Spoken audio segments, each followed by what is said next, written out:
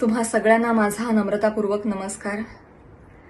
सबंध महाराष्ट्राचे मी सर्वप्रथम मनापासून आभार मानते. पत्रकार परिषद घेतल्या क्षणापासून ते आतापर्यंत मी आणि माझ्या कुटुंबियांनी शेकडो phone calls, messages, social media tags receive केले. महिलांच्या सन्मानासाठी समाजातल्या सर्व स्तरांमधून आवाज उठवला गेला, पाठिंबा दिला गेला, समर्थन दिलं गेलं. यामुळे आम्हाला फार बळ मिळालं, समाधान वाटलंय. खूप खूप धन्यवाद. त्याचबरोबर माननीय आमदार श्री सुरेश धस यांचे देखील मी मनापासून आभार मानते.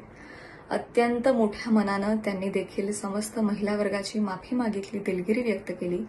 दादा खूप धन्यवाद. असं करून तुम्ही छत्रपती शिवाजी महाराजांच्या विचारांचे पाईक आहात हे दाखवून दिलं. छत्रपतींची भूमिका महिलांच्या सन्मानासाठी किती कठोर होती हे आपण सगळे जाणतो आणि ही छत्रपतींची भूमी आहे आणि त्यांचे विचार इथे पुढे चालवले जातील हेच तुम्ही या कृतीतून दाखवून दिलंय. धन्यवाद.